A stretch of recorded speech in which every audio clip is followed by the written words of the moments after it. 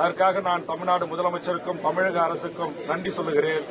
அதே வேளையில் இந்த மொழிப்போர் தியாகிகளான நடராஜன் அவர்கள்தான் ஜனவரி மாதத்தில் முதல் உயிர் இருந்தார்.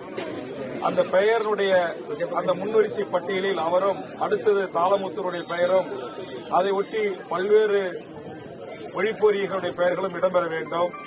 அது முறையாக இடம்பெறவில்லை என்பதை தமிழக அரசுடைய செய்திப் பிரிவுக்கு சுட்டிக்காட்டுகிறோம். அதுபோன்று தாளமுத்து என்கிற இந்த பெயர் பலகை முதலமைச்சர் அவர்கள் திறந்து வைக்கிற இதழில் சின்ன தமிழறிஞர்கள் கூற்றின் பிரகாரம் அதில் எழுத்து பிழை இருக்கிறது. இன்று மாலைக்குள் தமிழ்நாடு அரசுடைய செய்திப் பிரிவு துறை உடனடியாக தமிழர்களுடைய கருத்தை ஆய்ந்து எந்த இடங்களெல்லாம் எழுத்து பிழைகள் இருக்கிறதோ அது உடனடியாக மாற்றப்பட வேண்டும். இதுபோன்ற வரலாற்று சிறப்புமிக்க போராளிகளுக்கு மணிமண்டபம் அமைத்து திறக்கின்ற போது தமிழ் அறிஞர்களோடு அந்த வரிசை பட்டியலை கேட்டிருக்க வேண்டும். இதுபோன்ற எழுத்துப்பிழை வராத வண்ணம் அந்த எழுத்துக்கள் பொறிக்கப்பட்டிருக்க வேண்டும்.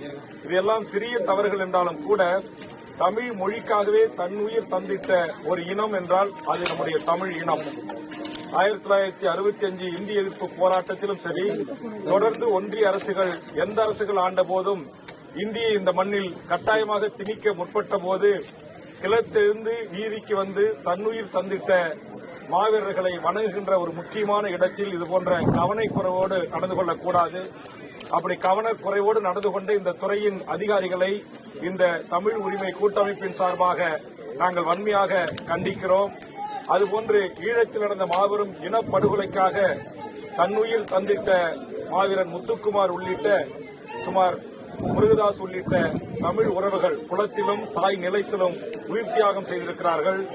அவர்களை அடுத்த தலைமுறை தெரிந்து கொள்வதற்கும் அவருடைய ஈகத்தை, அவருடைய அந்த மிக பெரிய அர்ப்பணிப்பை உலக தமிழிடம் தெரிந்து கொள்வதற்காக தமிழக அரசு அவர்களுக்கும் இந்த மூலப்பத்திரத்தில் மணிமண்டபங்கள் அமைத்து அவருடைய திருவுருவச் சிலைகளை திறந்து நாளைய தலைமுறை எங்கள் மண்ணுக்காக, எங்கள் மொழிக்காக, எங்கள் இனம்காக, எங்கள் இனத்தின் தொப்புள் கொடி உறவுகளின் உயிர்காக்க செய்த தியாகத்தை போற்றுகின்ற வகையில் அதற்குரிய ஏற்பாடுகளையும் மணிமண்டபங்களையும் சிலைகளையும் அமைக்க வேண்டும் என்று இந்த நாளில் மாண்புமிகு தமிழக முதலமைச்சர் அவர்களை நான் வேண்டுகிறேன்.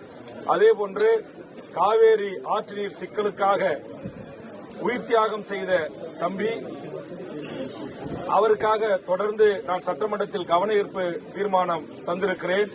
அவருக்கு காவேரி செல்வன் என்கிற ஒரு பட்டத்தை தந்து தமிழ்நாடு அரசு சிறப்பு செய்ய வேண்டும் என்கிற வேண்டுகோளை முன்வைத்திருக்கிறேன். அவருடைய தாய் தொடர்ச்சியாக இது குறித்து முதலமைச்சர் அவர்களையும் வலியுறுத்தி வந்திருக்கிறார்.